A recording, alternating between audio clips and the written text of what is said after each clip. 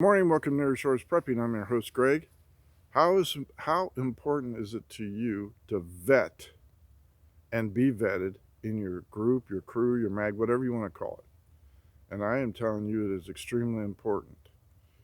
You had better know who is in your group, why they're in your group, and what are their skill sets. If you say, I'm bringing in my best friend because he's my best friend, but he is overweight, he doesn't hunt, he doesn't fish, he has no bushcraft skills, you are dragging yourself down. If you say, I'm bringing in somebody that I barely know, but I know I've seen him at the range and I know he can shoot, and that's all I know about him, you could be bringing in somebody that says, I'm running the crew and here's my 45 bona fide, and somebody can try and take it away from me. That could be a mistake. If you say, I'm bringing in my girlfriend who does nothing, doesn't know how to cook, shops online all the time, not interested in learning, it's your girlfriend. I understand that. Or your boyfriend. You're going to be dragging yourself down. I went on a fly out hunt when I lived in Alaska for 2 weeks. I made those mistakes. I brought in a cop who was going through divorce, who was a friend of mine, and he said he would do whatever it took to make himself valuable on the hunt. I figured cops should know how to, shoot okay. And he agreed he didn't want to hunt, but he agreed he would, keep the campfire going, chop wood, boil water, and stuff like that. Now remember, in 1984, there was no cell phones, there was no MREs, there was none of that. We brought it in, and if we didn't have it, we didn't get it. There was no resupply plane. My next door neighbor, who I knew had strong bushcraft skills, but he was 60 something at the time, I brought him along because he was valuable. He vouched for a friend of his that lived in Fairbanks and said he had strong bushcraft skills. So I said, I'm taking your word for it. And I didn't have a chance to talk to him until he was on the plane and we were on the way there. Well, things went sideways very quickly 4 days into the hunt. The cop was a lazy POS. I was always having to nag on him and saying, get more firewood, get more water, put the pills in it so we don't get beaver fever. And the other guy was not a very avid hunter, let's put it that way. And when the plane drops you off and says, hey, don't hurt yourself, don't get seriously injured because you're going to die, there's nobody around for 4 days walk, and I won't be back for another week. If you need something and I'm flying over, put a sheet out on the ground and I'll stop in and see what you need. But other than that, I'm flying over. The cop was a lazy POS, like I said. He ate our food while we were out hunting. He ate my share and everybody else's share, including his. And then at night, I heard him eating when he thought everybody was asleep. We were staying in a trapper's cabin. At night, he had a gallon protein bag filled with those protein pellets. He was eating them when he thought everybody else was asleep and never told us. Buddy, I'll tell you what, he almost lost his life there because we were down to coffee and beans, and that was about it, and he is eating and not sharing. We got into a severe snowstorm, a whiteout, and we were in the cabin for days, and my friend who brought his friend from Fairbanks, who was an older gentleman, lost it mentally. He was talking crazy stuff. He tried to break for the door, run out in a whiteout blizzard where you walk 10 feet and you can't see anything other than white, and you would freeze to death because you'd get so turned around you'd lose all sense of direction. We ended up grabbing him and literally duct taping him to a chair and duct taping his mouth with a little slit in there so he could breathe because he wanted to kill himself. He tried to grab his gun and shoot himself.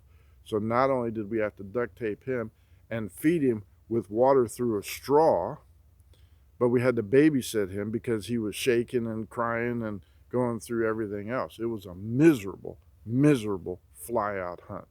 And when you're isolated and alone, you get angry. And I was never so angry at the cop because he didn't put enough pills in the water, said he did, and I ended up getting, diarrhea so bad. I was out in a snowstorm pooping on the side of the cabin, and the only way I knew where I was at is I had my hand on the cabin wall outside. And it is miserable to have diarrhea like that in sub-zero temperature. I was never so mad. I never spoke to him again after that. So you see, it's very important for you to vet who is in your group and be vetted and be very honest about it. If you are bringing in people just because you're friends, they can and will drag you down because they're going to count on that friendship. Everybody has to pull their weight and then some. Some people are going to get sick. So that means, man, he's puking his guts out, he's whatever. That means you may have to pull double guard duty. That means you may have to pull your guard duty and then go cut firewood. Or that means you may play doctor and be isolated from somebody else. So if somebody says, yeah, I can hunt, fish, and shoot, you say, all right, do you have any pictures of you fishing? We can go shooting, let's see how you do. You're a veteran, thank you for your service. What did you do? If you were a clerk typist, I don't know how valuable that would be. Or if you were a cook, that would be of value. Find out, ask questions. Don't be shy. Your life, your group may be counting on you to bring in skilled people equal to or greater than yours. Your bar should be what mine is. I know I can live out in the woods. I know I can start a fire. I know I can hunt, fish, and provide food. I know I can make a makeshift shelter and at least get through 3 days. So anything below that, they don't come into your group. I don't care if they're your best friend who's obese and is the best buddy playing whatever video game. If he can't walk 20 feet, he isn't in the group. If your girlfriend does nothing but shop online and talk and everything else, I'm sorry, dude. If you're bringing her in, you're out. You set up your own group with your girlfriend. Wives and fiancés and husbands and everything else, obviously family, depending on how close you are, is in your group. But they better pull their weight, and you better make sure they pull their weight, because if you allow somebody to slack because you're married to them or engaged to them, you're going to drag the group down and you'll be thrown out, and rightfully so. So vetting your group is a priority if and when you're forming them.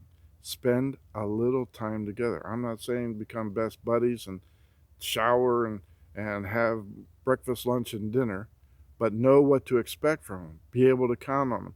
If you say, stand watch for 2 hours while I've fallen asleep, and you go there and the dude's sawing logs 15 minutes into the shift, you better kick his ass and say, wake up, and you do it again, you're out of the group.